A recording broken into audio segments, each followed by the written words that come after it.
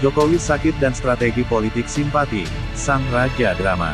Oleh Christovita Wiloto, Chairman Power PR Indonesia. Permainan drama tingkat tinggi. Di era demokrasi pencitraan, ketika kebenaran bisa dikaburkan oleh narasi, dan kesalahan bisa dimaafkan lewat air mata, Indonesia sekali lagi diperhadapkan pada permainan komunikasi tingkat tinggi. Kali ini, tokohnya adalah Jokowi. Dan naskahnya adalah tubuh yang tampak lelah, wajah yang terlihat sakit, dan gestur yang dibuat seolah sedang menderita. Pertanyaannya, apakah ini kenyataan? Atau strategi untuk menutupi jejak panjang kegagalan dan dosa kekuasaan? Pencitraan Jokowi sejak 2014. Sejak awal tampil ke publik nasional, Jokowi sudah dikenal sebagai raja pencitraan. Dari belusukan, memakai baju lusuh, naik motor, membagikan sembako, hingga menangis di depan rakyat, semuanya dikemas dalam format kamera siap tayang. Dan kini, setelah 2 periode menjabat, ketika rakyat mulai sadar akan kerusakan yang ditinggalkannya, Jokowi justru tampil lemah. Wajahnya keriput mendadak, badannya kurus, matanya kosong, tubuhnya seakan tak sanggup berdiri. Apakah ini bagian dari takdir? Ataukah bagian dari naskah? Strategi politik simpati. Dalam dunia komunikasi politik, dikenal istilah politics of sympathy, yaitu strategi menciptakan citra bahwa seorang tokoh adalah korban, bukan pelaku. Dalam posisi korban, simpati publik otomatis mengalir. Rakyat akan berkata, kasihan ya, dia sudah tua. Dia cuma dijebak oleh orang-orang di sekitarnya. Inilah yang diduga sedang dimainkan oleh Jokowi dan tim public relations-nya. Sakit bukan disembunyikan, tapi dipamerkan. Wajah lemah bukan ditutupi, tapi dijadikan poster. Gestur goyah bukan dikoreksi, tapi dipotret dan disebar. Tujuan strategi ini, apa yang ingin dicapai dari narasi sakit ini? Membalik persepsi publik, dari presiden yang gagal menjadi manusia biasa yang perlu dimaklumi. Meredam kritik, rakyat jadi sungkan mengkritik pemimpin yang terlihat menderita. Menghapus jejak dosa, kesalahan besar seperti utang triliunan, kerusakan demokrasi, dan korupsi sistemik perlahan dianggap sebagai kecelakaan. Mewariskan kekuasaan dengan empati, supaya rakyat memaafkan Gibran sebagai anak dari bapak yang tersiksa. Fenomena pemaafan massal. Kita sedang melihat satu eksperimen komunikasi besar, mengelola opini publik lewat rasa kasihan. Dan kita sudah pernah melihat ini dalam berbagai versi. Di era Soeharto, wajah tua dan sakit digunakan untuk menghindari pengadilan. Di era Megawati, tangisan dan kesederhanaan digunakan untuk mengaburkan kebijakan. Di era Jokowi, narasi kelelahan fisik dipakai untuk menutup 10 tahun kehancuran moral. Dalam semua kasus itu, public relations bermain di medan paling berbahaya, perasaan rakyat.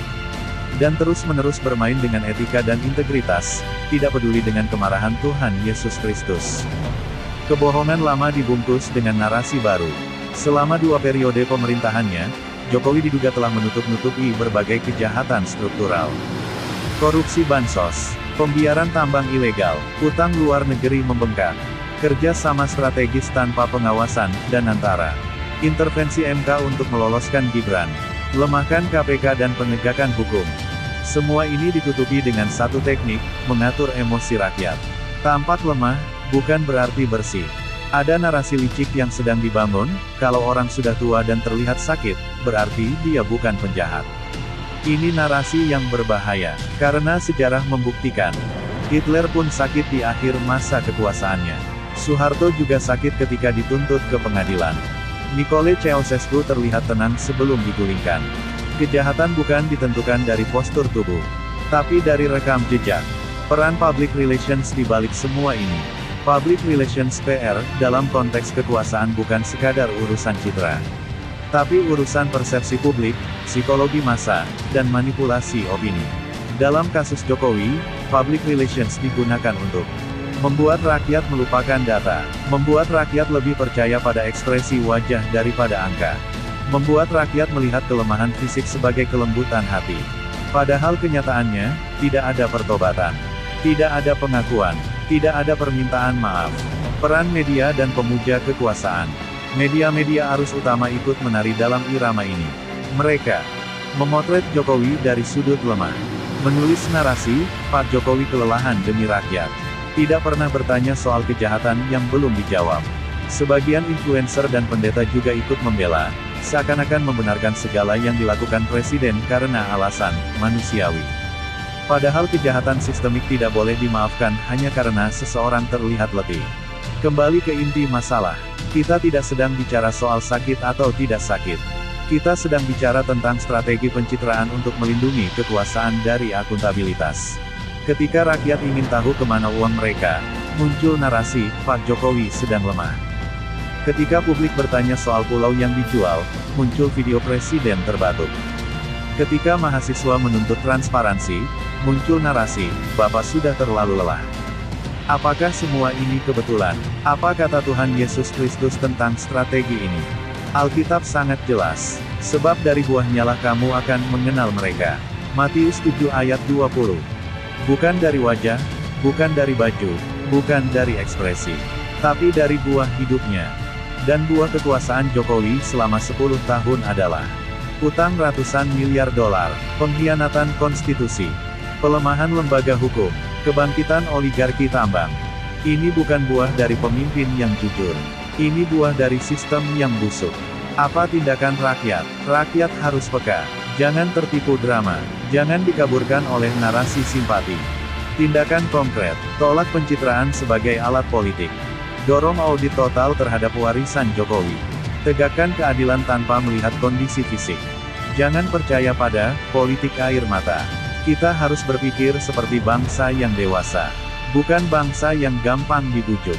Arahan Tuhan Yesus Kristus. Yesus berkata, "Barang siapa tidak memikul salibnya dan mengikut aku, ia tidak layak bagiku." Matius 10 ayat 38. Artinya, pemimpin sejati bukan yang pura-pura menderita, tapi yang rela disalib karena kebenaran. Jokowi bukan korban, ia adalah arsitek dari sistem yang rusak. Dan Tuhan memanggil kita bukan untuk diam, tapi bersaksi, bersuara, dan berdiri bagi keadilan. Penting, wajah lelah Jokowi bukan akhir dari cerita, tapi bisa jadi awal dari pertobatan bangsa ini, jika rakyat membuka mata.